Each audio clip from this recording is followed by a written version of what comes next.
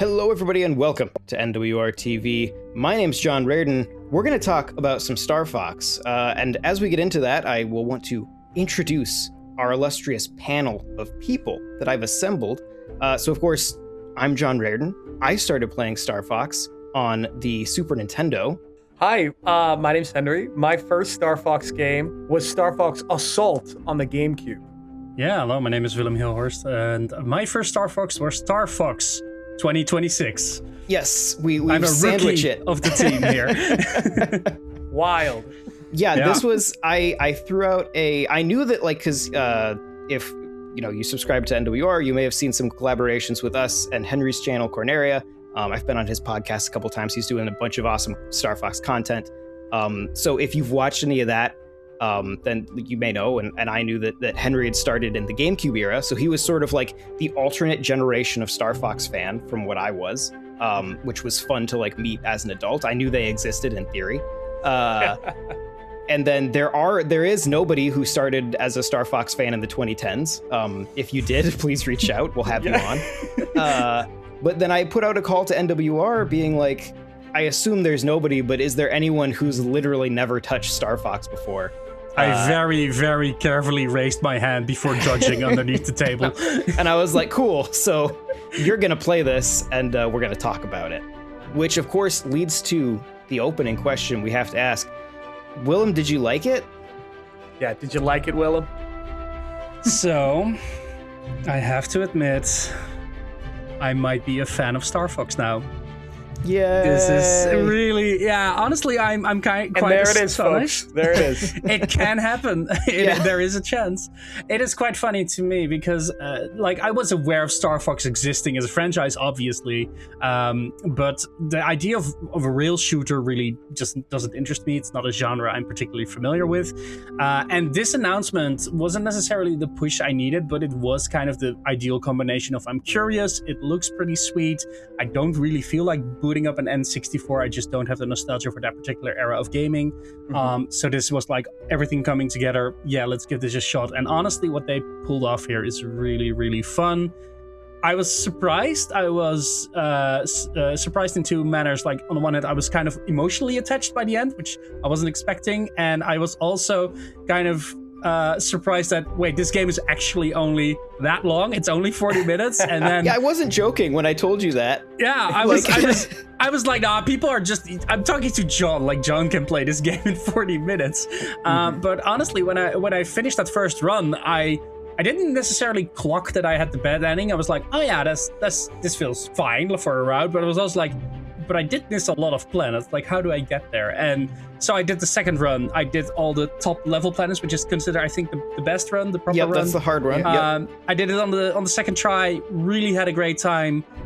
And yeah, I'm really sold on this. It's a great experience. And yeah, we'll get into it.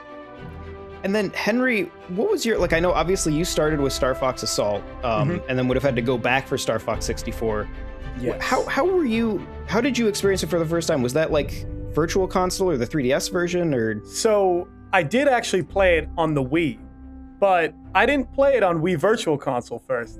I played it as a Super Smash Bros. Brawl masterpiece. So I had about 3 minutes of Corneria for a long time there. And I was just talking about this in another video. Once I finally got my hands on the Virtual Console one, I did kind of what Willem just did, where it was only easy route. And I was like, how do I get to those other planets? And I don't know how many times I played Sector Y and didn't get 100 hits and never got to Aquas, never saw any of that other extra stuff. So I will tell you, the first time that I actually found like a warp zone or like got to like Sector Z from Sector X, I was like, wait, whoa. I can never turn this game off now because I didn't know how to get back. Like, it was genuinely at that time that I didn't know, I wasn't on the internet looking up different like pathways or what the secret things were. So playing through Star Fox 64 fully for the first time around when I was in like late high school and college and getting the full, okay, here is Zonus, here is, Sector Z, here's the true final Andros, all that stuff. And I was like, this game is a masterpiece. It's an instant classic. I can see why people never stop talking about this game. Now, Willem, you had mentioned getting more emotionally attached than you expected, and I wanted to talk about that. And I also have to ask Henry, as another, old man fan. When I got to the end of the true ending, and James McCloud shows up and leads you out. So, and Willem, you won't have caught this, but they changed the music when James is. So in the original N64 one, it just plays one of the boss themes as you're following James out, and it's just like bum bum bum bum bum. This way, Fox.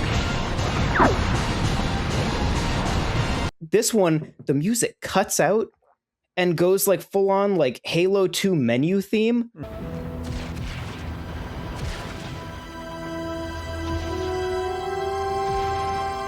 Never give up. Trust your instincts.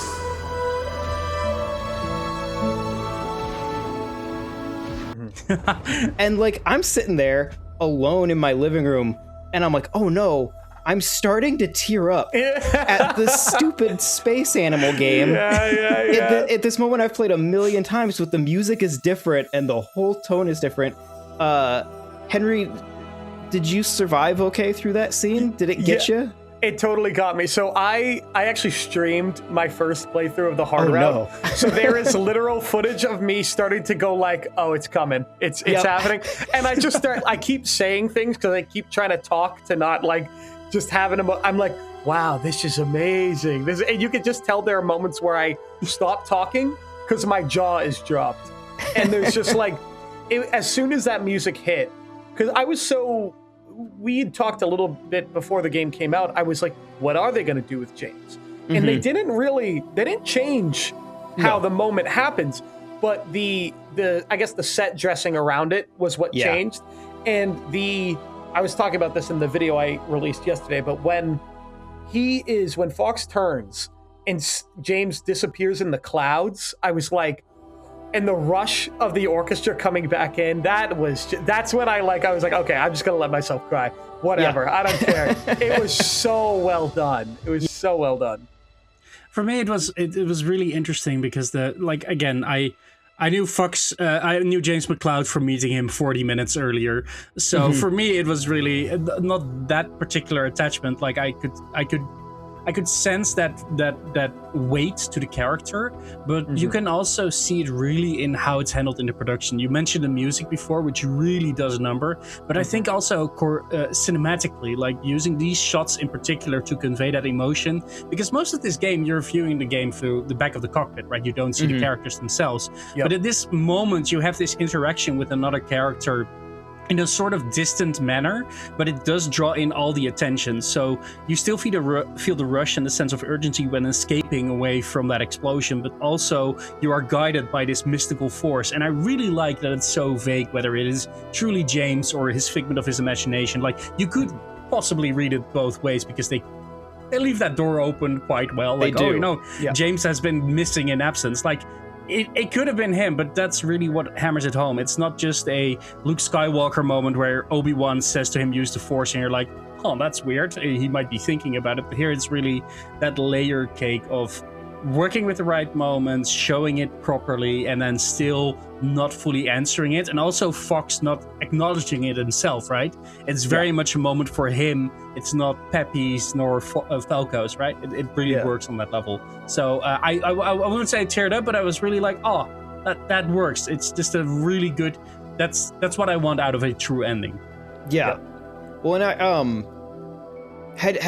had any part of the, not that like, it's weird because I don't consider like Star Fox 64 for the time was like a pretty big cinematic accomplishment as far as games go. Like outside of like Japanese RPGs, which were telling much more complex stories, like the way Star Fox 64 was presented was very cinematic. Like it was fully voiced. Like all the like the cutscenes tended to just happen while you were playing. Like it was a very unique game for that reason. Yeah, for someone who hasn't played that, like it's just the talking heads underneath while you fly, right? That's the whole interaction level. Yeah, and then between levels, you would get General Pepper in one window and Fox in another window, and General Pepper would be like, "Our base is under attack," and Fox would be like, "Okay," and that's it. That's it. So, like, I'm curious. all that to say, like, there aren't a ton of spoilers for this game from that time, but like, did you know going in what the true ending was? Like, I didn't know that in particular, given the... So I have a background in film studies, right? I know how narrative analysis works. So opening with that particular prologue and then the betrayal from Pigma, I was kind of like, yeah, I kind of think I know where this is going. So that wasn't really the surprise. Yeah. I think that's what I mean. Again, like the way in which it was handled was very classy. Like to an extent, I was kind of expecting James to like pop up, pull the final blow on Andros, and they fly out together, right? That could have been the ending for me. But using it this way felt very respectful, while also making sense in the grander narrative of what they're trying to go for. Definitely. Yeah, and and I guess this is then a wider question for both of you. How do we feel, Willem as a new fan and Henry as someone who is very attached to these, especially coming from Star Fox Assault, very attached to like the characterization of these characters. How do we feel about the way the Star Fox team is portrayed? Like, do you find them to be compelling characters? May I go off for a second? Go off, Henry. Please. Slippy has never been better. I Never, agree. ever been better. And it's like everyone needs to apologize. All the people making memes and dissing on him for like 30 years, they need to take a step back, because literally every time he's talking in this game, even if it's during mission, I'm listening. I'm like, we talked about this before a little bit, John, but the moment in the first level in Corneria when Falco gets tailed and you end up saving him, or you don't, depending on how it goes. SIOU. That's why you shouldn't rush a systems check. Like, he has this level of snark to him. Yeah. Like, it almost felt like in 64, he was like afraid to cut in on Falco or Fox or anything like that. But he seems like he's such like a funny outcast that is not a capable pilot. But in almost every other part of his life, he is incredibly capable and incredibly resourceful, and usually knows the right thing to say and the right perfect thing for their mission. Like, Falco's always my favorite character, and I think he's been done amazingly. Like, I love him in this game. He's just so cool, as he should be. But Slippy was my standout character of the game, just because of they got it. Whoever it was at Velen or at Nintendo that was like, we're gonna push this reinterpretation of them, it is perfect. And the ending, his like sign off being the high bill moment. It's my favorite part of the whole game. I could not believe that. The only thing I wanted that was in that line was maybe like at the ceremony, like Kat like winking at Falco or something, and him being like, oh my god, like him trying to like dodge it, like something along those lines. But the high bill thing was like, yeah, give me more of this. That was perfect. It was very weird for me because I hadn't met Bill in my in either of my runs. I was like, who the hell is Bill? Like, good for him, I guess. But I was like, okay. I feel like it almost makes it better if at the end of the game, Slippy is just turning to a random guy you don't know and going, hi, Bill. And then it just cuts to, I love that it just cuts to Bill just standing there. Yeah, and then cuts Bill back. Doesn't There's no payoff at all. In the slightest. and it does feel like, indeed, like Slippy is the one carrying the team in the background and knowing all the connections they need to make, like slightly adjusting Fox's, Pepper is being a bit of a pain in the ass. And Slippy's like, but I got my new invention. It works really well. Also, that you talked about this before, John, in one of your videos, but the moment when they're talking right before Ficina and Slippy just puts like a finger up like this, as in like mute General Pepper. I got to tell you something. Yeah, I love that. I love. There's that. There's the moment when you're going to Aquas, and which Slippy is from Aquas. I don't think they ever say that. They don't say it in this, but he is. Is it in the Holo Viewer that they say? It's not. I don't think they ever in this game acknowledge that Slippy's from Aquas. Outside of that poster on the wall in the Great Fox that kind of looks like it might be a poster of Aquas that says like Home Sweet Home. Oh, General Pepper makes a comment where he's like, Aquas has like no strategic value, and Slippy in the background just kind of goes, what? Yeah. And then like goes about like there's so many little. It's so good. I kept like every time I played through it, I'd watch a different character in the background. Because like the actors and the animators, because I assume it's all mocapped with like, extra animation on their faces. Yep. Like there's so much characterization going on the entire time in the background. It's like honestly some of the best I've ever seen in any game. The animation is incredible, and it's technically wild that it's running in real time. Yeah, it looks really good. It looks so good. It looks so good. I was astonished by the introductory shots in space with those backgrounds. Those never cease to bore me. It is the most Star Wars they could be. And I know Star Wars is like the common reference at this point, but like it does hammer home this universe that you want to explore and save, and it really makes every zone feel so distinguished from one another. I especially loved, it was the final run I did. I finally went to Solar and was like, this looks so amazing in motion, but also the way in which it's showcased. Getting back to your points about lines, I think my favorite interaction moment is actually on Sector Z, and it's when Cat shows up and Falco just goes silent most of that entire dogfight interaction. And you feel this so I could have named you Slippy, Peppy, etc. I could have named you the main 4 characters and Crystal, probably, from just like osmosis. Yeah, I had no idea there was a cat in this game. Not in the slightest. But this little interaction in Sector Z, and then later on she returns, or she's a little bit earlier in there as well. It just, through 5 lines of dialogue, they interpret this whole history that these characters have had, and especially Peppy kind of being smug, like, oh, maybe we should bring her on the team, huh, Falco? And Falco just like, in the cockpit, he's like turning off the radio at that point. It is these little moments that make these characters, even for newcomers, very endearing, where they already have this history. I don't need it explained. I can look it up in the HoloViewer, but even then, they're pretty vague. But I did go through that HoloViewer, right? I wanted to read up on these characters, what they've been up to. How the hell did James think an 80-year leash was a good idea on that spaceship? Crazy. There's some wild things in there. I've loved watching people discover the 80-year lease on the Great Fox, and that was actually a thing in the. That's old it's in the Nintendo Power Guide. That's like the entry for the Great Fox. I think I posted a screenshot of it on Blue Sky or Twitter or something. That's so good. Like, that's old lore, and I love people discovering that. And that HoloViewer, I don't know who at Velen or Nintendo was in charge of that HoloViewer, but it's absurd. Like, because okay, so there's stuff like in Slippy's, they're like, oh, he's the son of Beltino Toad. Okay, Beltino Toad is a character from Star Fox Assault, like a game that Nintendo has kind of pretended doesn't exist anymore. Like, we've rebooted now twice since then. But we're like, no, he's that guy's son.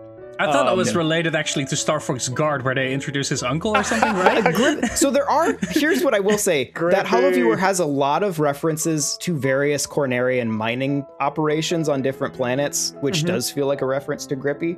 But there's stuff like they reference in Peppy's at the very end. They're like, oh yeah, he also has a kid. Yep. And it's like, that's from Star Fox Command. That's deep.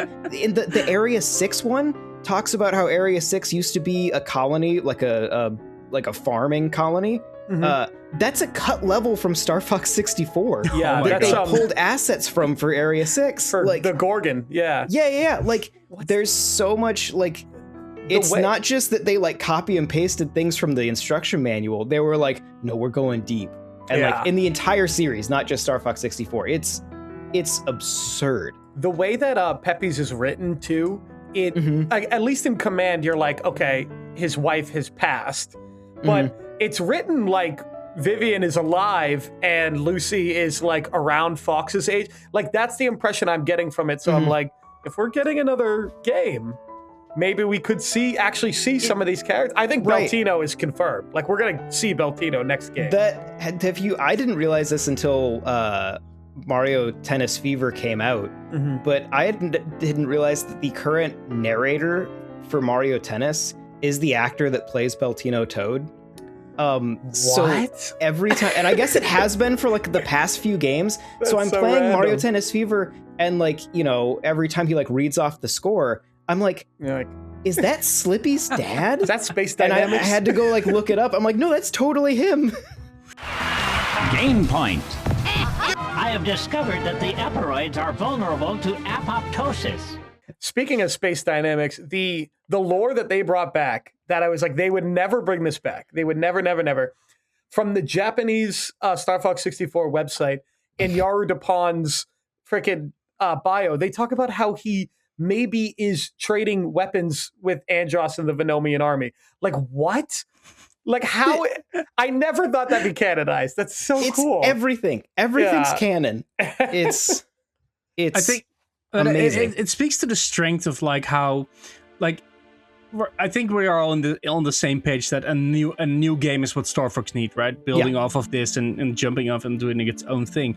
But I think that Hollow Viewer kind of shows how much mileage there is still to pull from, because even for me as like a not being familiar with this series, there's so much that this universe kind of wants me to think about or see how it goes on, whether that is indeed James McCloud's suggesting to be still alive somewhere. But even beyond that, I think that this world and these characters have now been placed in such a predominant position where their interactions are already pretty familiar.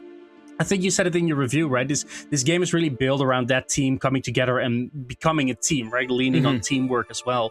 And that is something I really wanted to encourage, because during my first bat run, that's where Slippy basically died and had to be rescued, which I thought was a really strong moment in the game, because I was like, oh, we have to go get Slippy. What are we doing here? And that Fox gets upset to Pepper. It really works so well. You can chew on your condolences. That was the best. Oh my God. It's really good. But these characters have a bit of teeth to them, right? They bite back. They are really humanized in their own way. Like it's such a great way of exploring this world, and I would love to see more in that vein. Like it really works, even if they were to move beyond the whole rail shooter thing, which I am implying that a lot of Star Fox games after 64 tried something different aside from just the shooting and flying.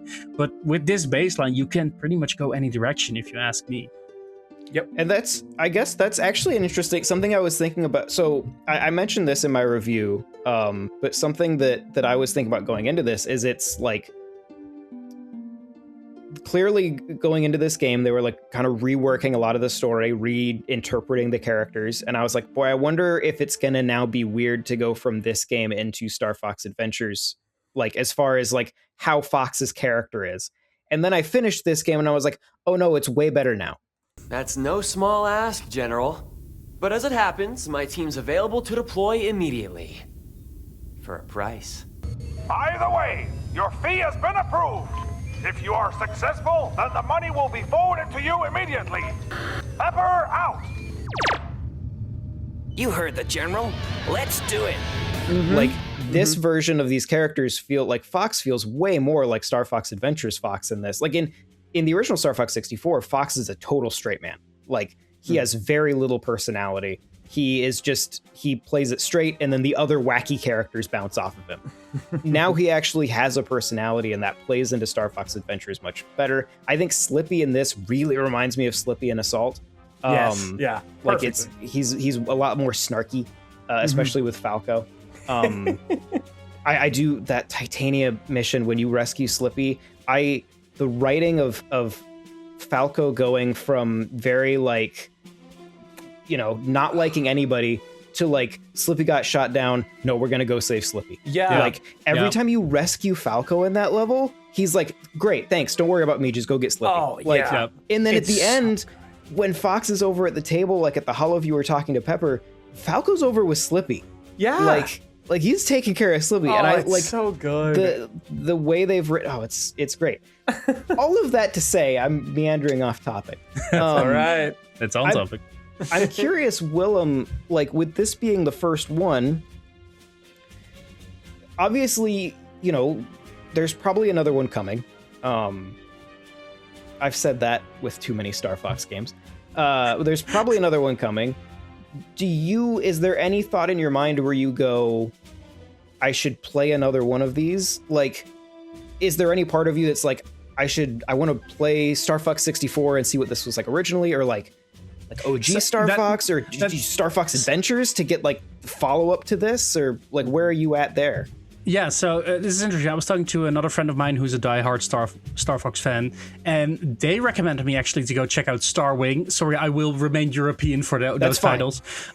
So to check out Star Wing on Super Nintendo or via Nintendo Virtual Console, because I think they said going back to that, you kind of see how this franchise kind of started, but also what made it so special, even without those characterizations, because the characterizations really came from Light at Wars, and then later on the other games build on top of that.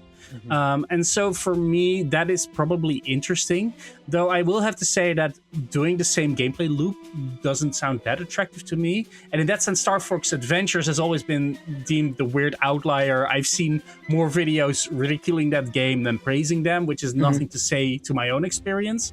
But it's also a game that's kind of difficult to get a hold of or play just right away. Sure. So I'm hoping it's coming to NSO at some point, because I feel that's a nice complementary discussion on what can you do with these characters and this world if you take them out of that cockpit. I will say that I still don't feel like Star Fox Zero would be for me. Assault, I can't judge that game. I've heard either people love it or compare it to Halo at some point for multiplayer, which I'm not that big a multiplayer guy. It came out at a similar time, so it does gets lumped in with that occasionally for the multiplayer stuff. Yeah, so for me, the most interesting are indeed going to either Star Wing or Star Fox Adventures, just to see how this universe feels in a different tone and setting. But honestly, if this is a jumping off point to do new things, whether that is retreading some of the ground from those games, I'd be totally fine with it. Like I'm now on board with like what this series is, what it can do, and what it implies. Let me explore this space. Like, yeah, give me more Nintendo sci-fi games. So hypothetically then, and there's no wrong answer to this. I'm really just asking because I think I don't get to talk to people who haven't played any of them before. Like, right. For you, when they make a sequel to this, how important to you is it that it plays like this? Yeah, that's a good question. Like, yeah, please. Oh, I was just gonna say, like, does the idea of a Star Fox, like a Zelda-like, are you like, oh, that's fine? Or is it like, do you want something, are there things about this where you go, oh, that feels very 90s, I would change that? Like, I think what I like best about this game and this experience, it's the characters. Like, I want to hang out with these characters, and I think that is the real joy of playing this game. I also want to hang out with these characters and explore this universe. Like, if this were to take a shape of, okay, a wild shot, but like a No Man's Sky, right? Not a Zelda-like, but really going through these different planets, meeting the different civilizations there, and seeing how Star Fox as a band of mercenaries goes about. That seems engaging to me. That is a way to give these characters a way to play off of one another, to see kind of that expanded lore that the Holoviewer is really hinting towards. But also, if this is just one of these systems in this massive universe out there, show me something different that kind of puts everyone on edge. Because Andros as a villain isn't really that defined for me, whether I read the Holoviewer or not. He's just big bad head. There's probably a lot of lore reasons behind it as well. I think Pepper gave him grace by banishing him instead of death by firing squad or whatever, which is that's a weird thing that there's like multiple Holoviewer entries that hammer that home, that like, yo, it's Pepper's fault. They really kind of, and Willem, you probably haven't been exposed to this, but there's been debate within the Star Fox nerds for a long time about whether Fox and Pepper like each other or not. Because especially in the original Star Fox 64, there were certain lines where like you could interpret it, and it would also depend on what localization you had. You could interpret it as Fox really not liking General Pepper. So, if you were to have asked me before playing this game, what do you think Team Star Fox is? I would say, oh, they're a military group, right? They're special forces op. The fact that they're mercenaries, and I really like the fact that they say, oh, the bill's gonna be pretty steep, and by the end you get the actual bill. I was like, oh, Pepper, yeah, suck on it, Pepper. Pay him, pay him for this. Like, I really like that aspect, because it also, you know, global conflicts at the moment. I kind of like that I'm not attached to this military operation, but can still be a mercenary, which is a really fun idea. Also to avoid that what that would imply, but it would also imply, like what you said. Maybe I want to go out and find evidence in the next game to accuse General Pepper in my visual novel for Star Fox. I would be fine with that if I get to hang out with these characters. Right, yeah, because this one seems very interested in being like, hey, Pepper's the one that let Andros off, and then investigating Andros at General Pepper's orders is what got Fox's dad killed. Right. Yes. Yeah. And I don't want to say they're setting up for a sequel. And in the past, I would have been like, like Star Fox isn't going to go that dark with their sequel. There's no way. But then this game came out, and it's like way more serious in tone than any other game in the series. And I was like, oh, maybe they would do that. I think there's one line in the whole thing that shows me that they could be setting up General Pepper for more. And it's almost played for laughs, but because of the dialogue surrounding it, I'm like, what the heck is going on? It's right before Ficina when he goes, I can neither confirm nor deny. And that, to me, is like, you don't fully trust Fox. You don't even fully trust Peppy, who's like standing right there. And the whole thing with him and Fox going through, it feels like, a kid who he's like trying to get a one-up on like the substitute teacher or something. Like he's like almost bullying and teasing Pepper all throughout the game because he definitely has a little resentment for him and he knows that Pepper needs him. So he's making all these jokes about like, oh, the bill's going to be huge, or this is my team, we do things my way. But Slippy going down pulls an actual emotional response out of him. And then I feel like at the end of the game, he's softened to Pepper a bit, but then still puts in that last line of like, I think our rate's gone up.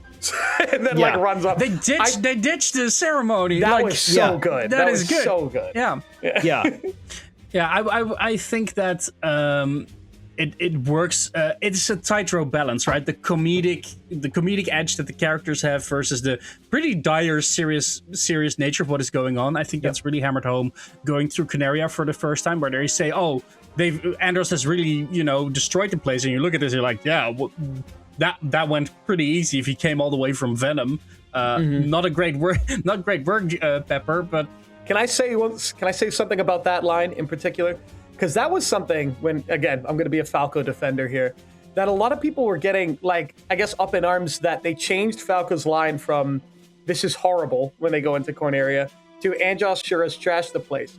And people are saying that you get to see when he says "this is horrible," then you really know that Falco is like a sensitive guy at heart. And I'm like, at that point in the game, you don't even know who Falco is. So it's like a very random line. But in this game, him saying something like that actually shows that he does have a wall up. And there's so many moments that when you eventually get to like Zonus and Falco is like, wait, whoa, this is like, you can see that his wall is breaking down to the point that at the end of the game, he actually says like, "Fox, you did good." And he calls him boss in the true ending. So it's like they were setting up this whole like arc for him that really wasn't there in 64. So no, I think it was a complete overhaul that worked out for the best. And I think we also talked about Peppy and Fox, or Slippy and Fox before, but Peppy has that too to a certain extent, where he's very much he's on everyone's ass. Like he's very much protective of the Star Fox brand almost. He's like John, right? He just really wants this team to do well on this one mission so they can keep doing this. But by the end of the game, he's like, trust your instincts, right? It hammers home that idea of like, no, Fox, you're your own Fox now. That works really well. Your dad would have been proud of you, and he just goes, I know. That's such a great payoff. Oh my god. Yeah. The one other thing that I just want to touch on, which honestly I don't know how much you guys have put time into. It's kind of unrelated. But how do we feel about this game's multiplayer? I have not touched it, to be honest. Okay. So I'm not a multiplayer person in general. I will say that when I first played Corneria and I got to the all range mode, right? It's the dogfighting mode. I really liked that.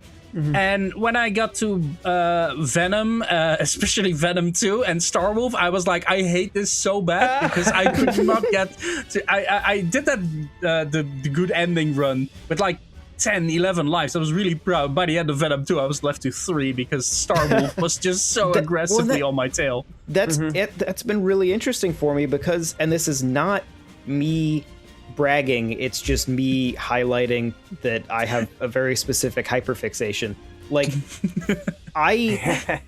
there is no part at this point in my life. There is no part of Star Fox 64 in which I die. I posted on some social media a video of me in expert mode. I had gotten to Area 6. I was fighting the boss, and I got killed because Peppy ran into me. Oh, I saw your clip. And I was like, this is the first time I've died in this game, and it's because the AI ran into me. Oh my god. But it's been really interesting to see where people are struggling. Like I keep seeing Venom 2 brought up, and I'm like, boy, and it like brings me back. I'm like, oh yeah, when I was a kid, I did have a lot of trouble with Venom 2. And it's interesting seeing where now people are having the most difficulty in the game. Like, what are the hard levels? Is really interesting to me. Yeah, that was the only one that really came to mind. The other ones I did pretty well. Again, that good ending run I did in one go. And I did have to look up for Corneria how to get the other pathway, because I just didn't have followed that. So I really liked going on my second run where it says in achievements like, oh, hey, this is what you have to do to get the other path. That was the only time I had to do it. For Sector Y, for ArcQuest, for the other routes, I did it on one go, so I didn't have to look it up. That's really actually fun. Super interesting, because one of the critiques I've heard levied at some of the new dialogue is some people say that in Corneria, Falco makes it too obvious that you need to follow him through those arches. I tried to follow him through the arches and then didn't get it, and I was like, okay, well, I guess I don't get the gold ring for this particular bit. You don't know that's why you need to follow him through the arches. Right, exactly. Yeah. I will say on my first run, I did see a waterfall. I was like, what's going on there? Yeah. I know about waterfalls in video games. Yeah, exactly. God. But I was like, oh, the route doesn't allow me to go there, and I don't feel like crashing into that mountain. I have seen a lot of people who don't know just veer off and try to run into the waterfall. Yeah, right. I was very much like, oh, that has to be a thing, right? But no, you have to do the arches and I think save Falco at some point. Yeah, Falco has to make it. Yeah, because he leads you through. Yeah. That was something. Fun. I was so confused about why that was a criticism that was like Falco's being too obvious about it. And I'm like, well, it's just it makes that route now make sense. That you followed Falco and then he's like, okay, you one-up me. Now I'm going to one-up you. We're going this way. And then like they start to argue and Peppy like tries to calm them down. So it's like a great way to put the characters in there rather than just a random, you went under some arches, now we're going this way. Right. Yeah, in Star Fox 64, it's literally you go under the arches and then Falco just yells, "Follow me, Fox." Like there's no narrative cohesion to why doing the arches caused Falco to do that. So and I also like I think I might be misremembering, but the game really, you have the opening prologue and then you go into the mission, but you don't get the planet overview. You don't get the route thing. I believe you just immediately start going off before to Corneria. Yes, right. Yeah, I don't think you see the map at all. So I was not even aware that multiple paths were a thing until I saw that map. I was like, "What is that big Y in the planet? In the planet map?" But I was like, "Oh, I guess this is the route." And then I realized there's different planets. I was like, "Okay, probably they'll telegraph how I can take the other route." And that was very vague. Like I did the full Medio Ficina, the full bottom run. On my first go through, so I didn't do Solar until I was like, okay, I want to see how I can get to Solar at some point. So I like that in terms of like it remains an adventure in that sense, right? It really remains something you have to explore and discover. And I like that there's a tool where if you put on that achievement mode or you click on the button, you do see, oh, you have to do this. You still have to pull it off. Mm-hmm. Yeah, it is. It makes it clear. I will also say some of the challenges in the challenge mode will occasionally, the expert ones are really hard, and B, they do kind of like help you find things that you might not have already found. There was I'll be honest, there's in Sector Y, there's a part where the rest of the Star Fox team comes in and makes a formation, and if you boost into formation with you, it spawns an extra life. Mm-hmm. I didn't know that was there. I didn't know either. I've been playing this game for 30 years, and I went back and checked. It's in the original too. Yeah, that's really fun. It's so cool. And I saw that challenge of like get information, reveal the extra item. I was like, what extra item? And then I did. I was like, has that been there the whole time? You have to imagine that someone on the development team was like, I can finally show off all this knowledge. Yeah, did you guys know this was here? Yeah. It's in Area 6 when you do the somersault and it redirects the missiles that are going to hit Peppy. And that's something that's in the OG 64 too. It's like, Yeah. all these random things. They're just like, yeah, we got to keep that. We got to put that in there. When I was talking to that friend of mine I mentioned earlier about my struggle with the Venom 2 fighting. He's like, yeah, but they kept in where if you skip through that cutscene and you line up your shot perfectly, you can take out Wolf immediately. I was like, you can do what? He's like still doing his cutscene animation. Yeah, it's crazy. Like, again, they took so much care and attention to replicate that original feeling. Yeah, I can't get a feel for whether this is still... Like, Star Fox 64 3D was very much like, this is the original source code, we've replaced all the models. Where with this one, there are moments where I'm like, oh, I think this is still the original source code. And then there are moments where I'm like, no, it's not. Like, that's not behaving right. Because there are things like in Area 6, there's a part where there are like incoming enemy missiles and there's 5 missiles for you to shoot down. Star Fox 64, if you shoot a bomb at the middle missile, it will destroy all 5 missiles every single time. Never had a problem with it in my life. Never missed that shot. I miss it 50% of the time now. Where it only destroys like 3 of them. And so I'm like, okay, there's some underlying code difference there for how this hit detection is working. I agree. I think also based on how, you know more than me because you've been playing since the SNES, but just about how the R-Wing feels and the Landmaster and especially the Blue Marine. Yeah. That feels like this is from the ground up to me. 100%, you're 100% right. The Landmaster and the Blue Marine are not running on the same code they were before. The Blue Marine feels so awesome now. I love it. I want more levels with it. I have a question. Do original fans hate the Landmaster? Because I kind of hate the Landmaster. I will. Here's what I will like say. the Blue Marine though. That was fun, but like Landmaster didn't click for me. I think it's because I'm used to like tilting up for the flying up, and then you're still a stationary vehicle. I think that was the whole like going from the R-Wing to the Landmaster was just mechanically difficult in my head to grasp. Star Fox Assault uses the Landmaster a lot, and they use it like 360, like you could just move around, go in any direction. So for me, I love using the Landmaster, even if it's on rails. But the Blue Marine was the big surprise for me because people did not like that level. It's it runs really bad every time you shoot a torpedo in the N64 version, and it just feels weird because of the frame rate. I had no issue. I loved it.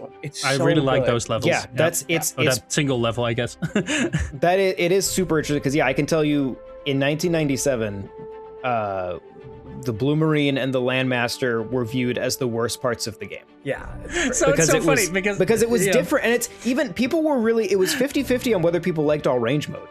Wow. That's crazy. It's the best it's ever been now. I used to not like it, but it's the best it's ever been. It's funny because thinking back on it now, the way people reacted to the Landmaster into all range mode in 1997 reminds me of how people reacted to like you being able to get out of the R-Wing in Star Fox Assault. Like, well, that's not real Star Fox. It's like, cool. The thing the last game did wasn't real Star Fox either, apparently. Like, there's only been one of these that was actually railline the entire time, and they've never done it again since. Like, I thought people really liked the Landmaster because it was in Smash they Brothers. They do now. But, yeah, like that's the thing is people like I think that like people got used to it, and then also I think that people slightly younger, like people like Henry, who came in a little bit later, who were like, yeah, the Landmaster's awesome. Like, it's just cool. It's just a cool thing. And so then, they go back and play 64 and they're like, cool, the Landmaster's here. Like, what do you mean there's also a submarine? That's neat. Yeah. And now the submarine runs at a good frame rate and everything. Like, oh my God. Yeah, it is. I think those are an interesting observation of like, they have like, especially the submarine, they did make that better in this one. But I think it's also just an interesting observation of kind of the evolution of time as far as nostalgia goes, that like the old school fans are now like, oh yeah, we've always liked the Landmaster. The Landmaster is the best part of the game. Yeah. Okay. In relation to all range mode, which you were talking about, the battle mode is incredible. I have so much fun playing that battle mode. And way to cycle back around to multiplayer, which I had forgot I mentioned like a long time ago. You're good. It's not even the fact that I can play as Leon, which is awesome. Playing as any of the Star Wolf characters is so cool. But the N and Wolfen 2s, mind you, that's crazy. But all range has never felt better, and I think it has a lot to do with where the camera is situated. Because in battle mode, you feel like you are literally in a massive arena. It doesn't feel... Assault, the playing around in the armies, you feel really cramped on any of those stages. Because those maps have to also support a little dude running around on the ground. Yes. Yeah. But it is, you know, the obvious dig is like we should have more than 3 maps, right? Sure. For what they have presented us with now, I try to review things on like what it is, not like what it isn't. It's fantastic. It's so cool. I love the Corneria map especially. Like the tower control stuff is so fun to play. Yeah, I agree that what's there is incredible, and I'm getting a lot of mileage out of it, surprisingly. And I would like more of it. I think that there's honestly potential, because I don't Star Fox 64, I played the multiplayer, but it's not interesting. You fly around a flat field and shoot each other. Like there's just nothing to it. No, it's not exciting.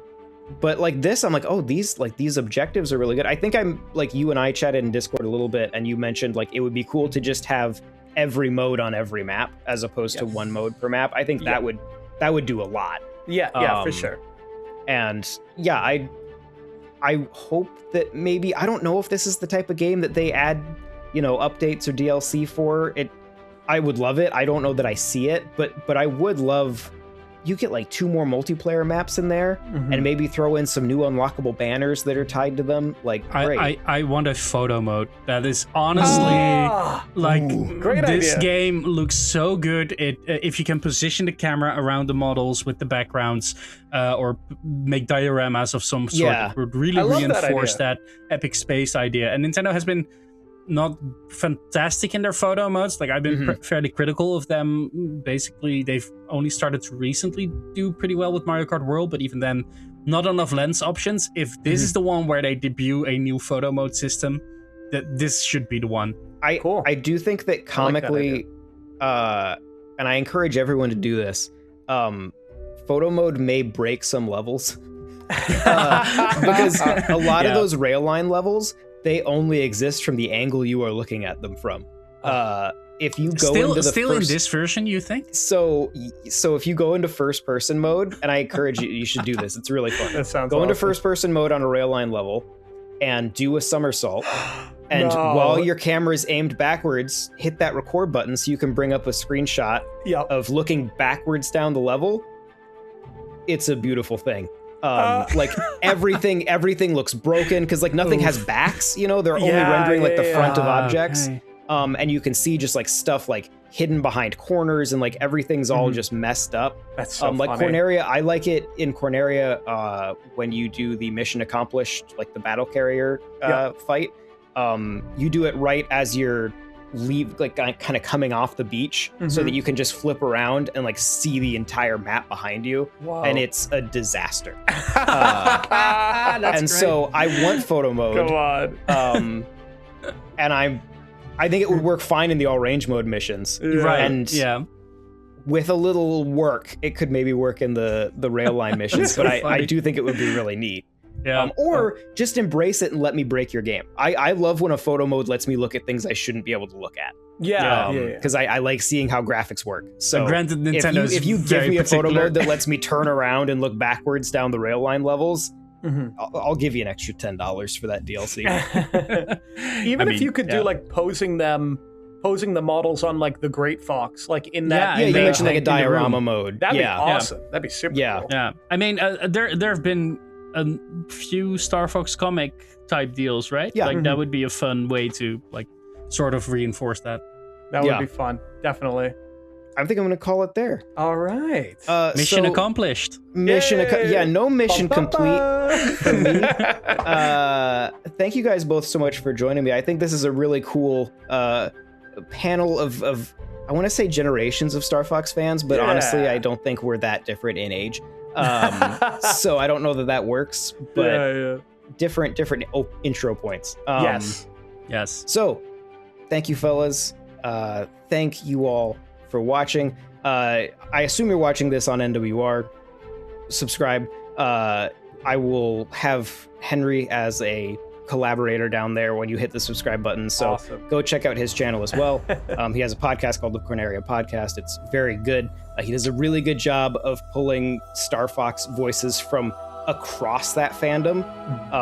That I think is really, I'm hearing people that that I've never heard of before, that I was like peripherally aware of, but hadn't looked at any of their content. So it's very cool for finding other Star Fox fans.